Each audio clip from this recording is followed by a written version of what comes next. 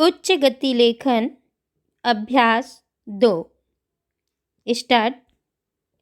एक पत्रकार सम्मेलन में संवाददाताओं के प्रश्नों का उत्तर देते हुए प्रधानमंत्री महोदया ने कहा कि इस देश को यदि आगे ले जाना है तो हमें पंचवर्षीय योजनाओं के द्वारा प्रगति करनी होगी।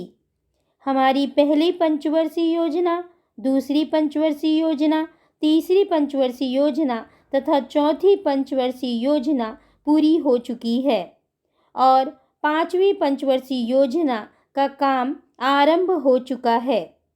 प्रथम पंचवर्षीय योजना एवं द्वितीय पंचवर्षीय योजनाओं के लक्ष्य प्राप्त कर लेने से हमारे देश में उद्योगों का जाल बिछाया जा सका। तृतीय पंचवर्षीय योजना के अंत तक इस देश में करोड़ों रुपयों का वह सामान तैयार होने लगा था जिसे हमें विदेशों से मंगाना पड़ता था।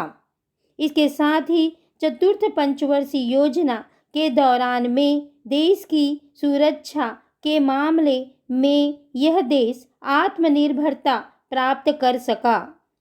सम्मेलन में रक्षा मंत्रालय में राज्य मंत्री ने बताया कि हमारे नेट हवाई जहाज़ों ने विदेशों में बने हवाई जहाज़ों से कहीं अधिक सफलता प्राप्त की। उन्होंने यह भी बताया कि वित्त मंत्रालय ने देश की सुरक्षा के लिए धन की कमी को प्रगति के मार्ग में आड़े नहीं आने दिया, जिसके फलस्वरूप हमारे रक्षा सामग्री के उत्पादन करने वाले कारखानों में अधिक उत्पादन हो सका। पैरा।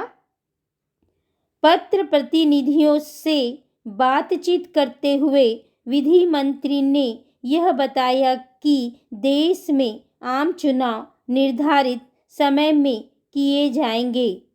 इसके लिए हर एक राज्य में निर्वाचकों की सूची तैयार की जा रही है। राज्य की विधानसभाओं के लिए भी निर्वाचन उचित समय पर किए जाने पर उन्होंने जोर दिया। हमारे देश में निर्वाचक गण हर 10 वर्ष बाद बढ़ जाते हैं, इसलिए मतदाता सूचियों को अंतिम रूप दिया जाना जरूरी है। विधानमंडलों के चुनावों के लिए भी तैयारियां की जा रही है। उन्होंने यह भी बताया कि देश के अनेक प्रांतों में संयुक्त विधायक दलों की सरकारें बनी, किंतु वे जनता की आकांक्षाओं की पूर्ति नहीं कर सकी। किंतु फिर भी देश की जनता सर्वोपरि है, उसी का निर्णय अंतिम होता है। हमारे देश में निर्वाचन पद्धति को भी बनाई गई है। उसके अनुसार देश में आम चुनाव अथवा मध्यावधि चुनावों के लिए प्रबंध करने का दायित्व मुख्य निर्वाचन आयुक्त का है, जो निर्वाचन आयोग का अध्यक्ष होता है। निर्वाचन आयोग में और भी सदस्य होते हैं जो कि देश के चुनावों के लिए जिम्मेदार होते हैं।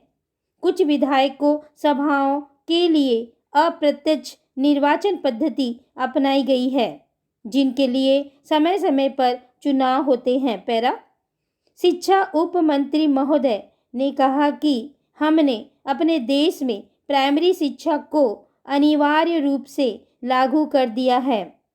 अध्यापकों को निर्देश दिया गया है कि वे घर घर जाकर ऐसे बच्चों की सूची तैयार करें जो 5 वर्ष से अधिक उम्र के हो गए हैं और शिक्षा प्राप्त नहीं कर रहे हैं।